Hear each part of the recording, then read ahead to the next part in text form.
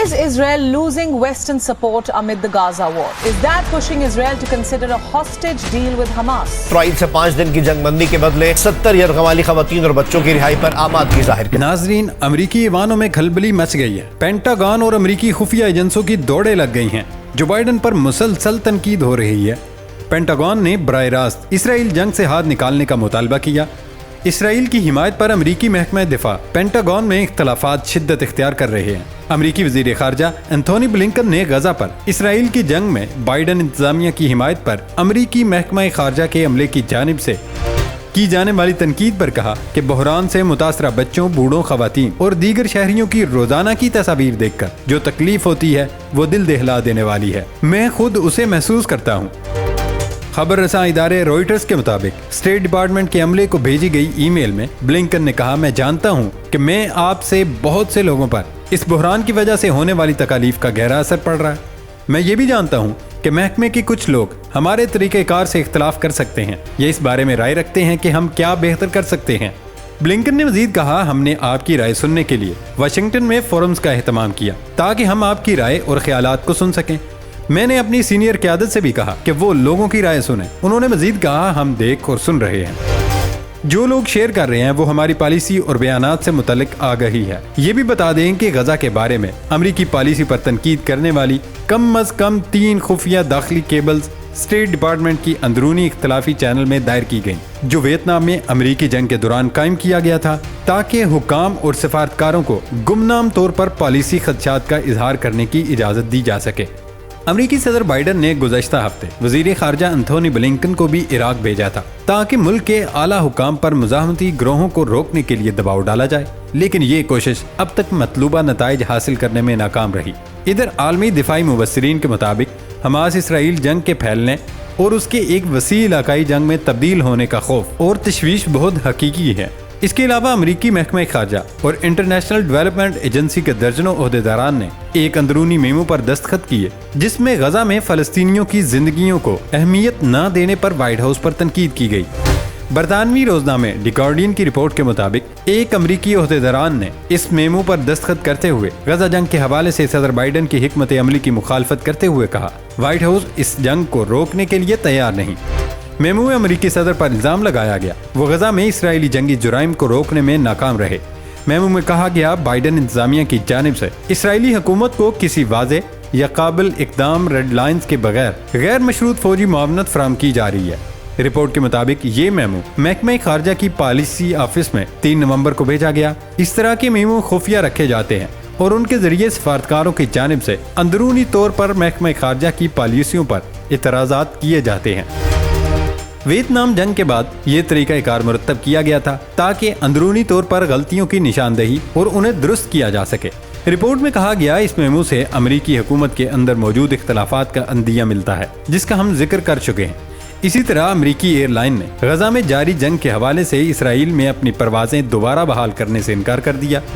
غیر ملکی خبر رساں ادارے روئٹرز کی رپورٹ کے مطابق ایئر لائن انتظامیہ کا کہنا ہے کہ یونائیٹڈ ایئر لائن اسرائیل کے لیے پروازیں دوبارہ شروع نہیں کرے گی. اپنے ایک جاری بیان میں ترجمان نے بتایا، 24 نومبر سے نیو یارک، نیو جرسی سے تل ابیب پروازیں شروع کیے جانے والے بیان اس کی پبلک ریلیشن ایجنسی نے غلطی سے دیا تھا، تاہم اس بیان کو درست کر کے وضاحت سے جاری کیا گیا. گزشتہ ماہ 7 اکتوبر سے اسرائیلی فضائیہ کے طیارے مسلسل غزہ پر بمباری کے لیے اڑانے بھر رہے ہیں. اسرائیل پر حماس کے راکٹ حملوں کا بھی ہر وقت اندیشہ رہتا ہے. اس کے علاوہ بہت سے ملکوں نے بھی اپنے شہریوں کو تل ابیب کی جانب سے سفر سے روک دیا. اسرائیل نے بھی سفارتی تعلقات کے باوجود اپنے شہریوں کو کئی ملکوں کے سفر پر جانے سے منع کر دیا. ناظرین، امریکہ کے اندر اس وقت شدید اختلافات چل رہے ہیں، لیکن دوسری طرف اسرائیل کو بھی شدید مشکلات کا سامنا ہے. اسرائیلی صدر کی اہلیہ کا کہنا ہے کہ صدر کا بیٹا حماس سے لڑائی میں مصروف تھا اور کافی وقت سے اس سے رابطہ نہیں ہو پا رہا. کین ریسٹ ریڈیو سے بات کرتے ہوئے اہلیہ کا کہنا تھا کہ ہمارا کچھ عرصے سے اپنے بیٹے کے ساتھ کوئی رابطہ نہیں، لیکن ہم بہت پر امید ہیں. صدر اور ان کی اہلیہ کے 3 بیٹے ہیں، نوم، متان اور روئی. ہرزوگ نے یہ نہیں بتایا ان تینوں میں سے کون غزہ میں فوج کے ساتھ محاذ پر ہے. اس سے قبل اسرائیلی وزیر اعظم نیتن یاہو کا بھتیجا یائر نیتن یاہو بھی حماس سے جھڑپ میں ہلاک ہو گیا تھا. نیتن یاہو کا بھتیجا اسرائیلی فوج کی سنائپر یونٹ کا سربراہ تھا. دوسری طرف فلسطین میں حماس اور اسرائیل کے درمیان جاری جنگ نے اسرائیلی معیشت کو بھی شدید نقصان سے دوچار کیا۔ اس جنگ کے تباہ کن اثرات نے سرمایہ کاروں کو بھی سوچنے پر مجبور کر دیا۔ العربیہ اردو کی رپورٹ کے مطابق غزہ جنگ کے اسرائیل کی معاشی صورتحال پر مرتب ہونے والے تباہ کن اثرات نے ماہرین کو تشویش میں مبتلا کر دیا۔ اقتصادی ماہرین کا خیال ہے کہ اسرائیل میں موجود بین الاقوامی کاروباری ادارے اور کمپنیاں اپنے کاروبار اور سرمایہ کاری واپس لینے پر غور کر رہی ہیں۔ العربیہ بزنس کی جانب سے تیار کی گئی رپورٹ کے مطابق اعداد و شمار اور بیانات کے مطابق یہ واضح ہو رہا ہے کہ اسرائیلی صارف اس وقت غیر ضروری مصنوعات کی خریداری سے گریز کرنے کی کوشش کر رہا ہے، جس کی وجہ سے تفریحی کمپنیوں اور لگژری مصنوعات کی فروخت کافی حد تک متاثر ہوئی ہیں۔ اسرائیلی اخبار معاریوں کی رپورٹ کے مطابق جنگ کے براہ راست اثرات میں سے خریداری میں کمی آئی، کیونکہ تفریحی سرگرمیوں اور دیگر آسائشی مصنوعات کی جگہ کھانے پینے اور حفاظتی مصنوعات نے لے لی ہے۔ یہی بات اسرائیلی معیشت پر منفی اثرات مرتب کر رہی ہے۔ اقتصادی ماہرین کا کہنا ہے جنگ شروع ہونے کے ساتھ مقامی سطح پر اخراجات میں کمی دیکھی جا رہی ہے۔ جنگ کے پہلے ہفتے میں چھوٹے کاروباروں نے تقریباً 34% کی کمی کا تناسب ریکارڈ کیا، لیکن چوتھے ہفتے تک اس میں کچھ بہتری آئی اور تقریباً 22% کمی آئی۔ ان اعداد و شمار میں خوراک اور دوا ساز کمپنیاں شامل نہیں، کیونکہ یہ بنیادی ضروریات ہیں۔ بہت سی کمپنیوں نے اپنے ملازمین کو بلا معاوضہ چھٹی لینے کے لیے کہا، جبکہ بہت سے کاروبار بند کیے جا چکے ہیں۔ اشیائی خورد و نوش کے سٹورز بھی سامان کی شدید قلت کا شکار ہیں۔ غزہ میں جاری بربریت اور قتل عام کسی طور پر قابل قبول نہیں۔ یہی وجہ ہے کہ دنیا بھر سے اسرائیل پر تنقید کا سلسلہ جاری ہے۔ اسرائیلی فوج اور فضائیہ اسپتالوں، ایمبولینسوں اور ان میں موجود معصوم فلسطینیوں پر مسلسل بمباری کر رہی ہے۔ معاشی حوالوں سے اسرائیل کے اس نقصان میں اسرائیلی اور امریکی پروڈکٹس کے بائیکاٹ کا بھی بڑا کردار ہے۔ بھارت میں مسلمان دکانداروں نے فلسطینی عوام کی حمایت میں اسرائیلی اور امریکی مصنوعات کی بائیکاٹ مہم شروع کر رکھی ہے۔ ان کا خیال ہے اگر وہ فلسطینیوں کے حق میں براہ راست جنگ نہیں لڑ سکتے تو اسرائیل اور امریکہ کا معاشی بائیکاٹ کر کے اس میں اپنا حصہ ڈال سکتے ہیں۔ معروف عرب ٹیلی ویژن چینل الجزیرہ کی رپورٹ میں ایک بھارتی مسلمان دکاندار محمد ندیم کو دکھایا گیا۔ اس نے بھی اسرائیلی مصنوعات کا بائیکاٹ کیا ہوا ہے۔ محمد ندیم کہتے ہیں کہ ہم اسرائیل کے خلاف لڑ نہیں سکتے، لیکن اس کا معاشی بائیکاٹ کر سکتے ہیں۔ گاہک اب اسرائیلی مصنوعات کا متبادل تلاش کر رہے ہیں۔ اگر ہم بائیکاٹ کریں گے تو اس کا تھوڑا بہت اثر اسرائیل کی معیشت پر ضرور پڑے گا، اور پڑ بھی رہا ہے۔ اشر امتیاز کا کہنا ہے جب میں نے اسرائیل کی بائیکاٹ مہم کے بارے میں سنا تو میں بھی اس کا حصہ بن گیا اور اسرائیلی مصنوعات کی خریداری چھوڑ دی۔ اسرائیلی کپڑے جو بچوں میں مقبول تھے اب ہم ان کو دیکھ کر غصے میں آ جاتے ہیں۔ فلسطینی وزارت صحت کے ترجمان نے ایک بیان میں کہا، الشفا اسپتال کے اندر اور باہر لاشوں کے انبار لگے ہوئے ہیں، مگر انہیں دفن کرنے والا کوئی نہیں، جبکہ قابض فوج نے اسپتال کا زمینی اور فضائی محاصرہ کر کے ہر حرکت کرنے والی چیز پر فائرنگ کا سلسلہ شروع کر رکھا ہے۔ ترجمان اشرف القدرہ نے بتایا، الشفا اسپتال اپنی تمام تر صلاحیتیں ختم ہونے کے بعد کوئی بھی طبی خدمات فراہم کرنے سے قاصر ہے۔ بجلی مکمل طور پر منقطع ہو چکی اور کمپلیکس کا اسرائیلی ٹینکوں نے محاصرہ کر لیا ہے۔ انہوں نے کہا اسپتال کے ارد گرد کی صورتحال میدان جنگ میں تبدیل ہو چکی ہے۔ مریض کمپلیکس میں جن حالات میں ہیں اسے بیان نہیں کیا جا سکتا۔ غزہ میں مسلسل 38ویں روز بھی اسرائیلی طیاروں کی بمباری جاری ہے۔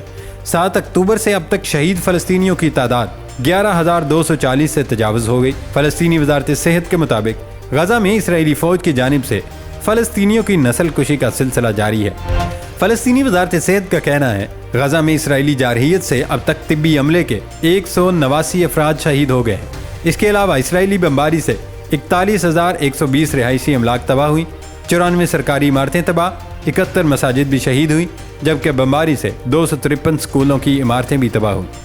فلسطینی ادارہ شماریات کے مطابق غزہ میں 7 اکتوبر سے اب تک اسکول کے 3,117 طلباء شہید ہوئے ہیں، جبکہ مغربی کنارے میں 24 طلباء شہید کیے گئے۔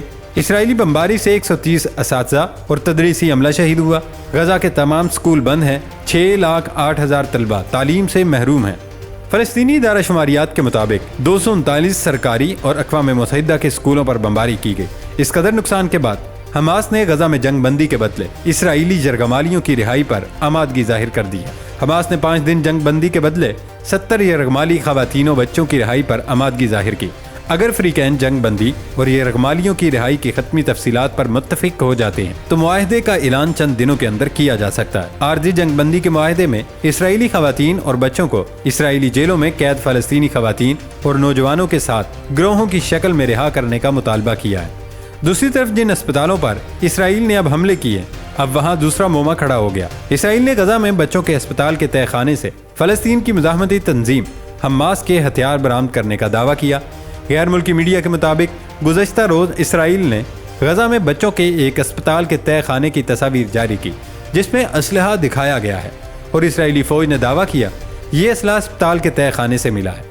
इसराइली फौज के तर्जुमान ने दावा किया असले में ग्रेनेड्स, खुदकुश जैकेट और दीगर धमाका खेज मवाद शामिल है। इसराइली फौज के तर्जुमान ने तहखाने में न सिर्फ हमास के हथियारों बल्कि इसराइली यरगमालियों के रखे जाने का दावा भी किया।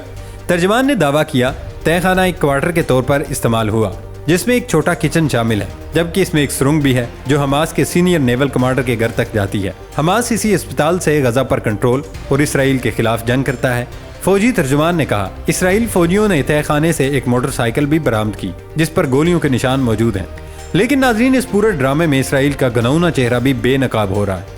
इसराइली फौज ने एम्बुलेंसों, अस्पतालों को जायज अहदाफ करार देने वाली पोस्ट को डिलीट कर दिया।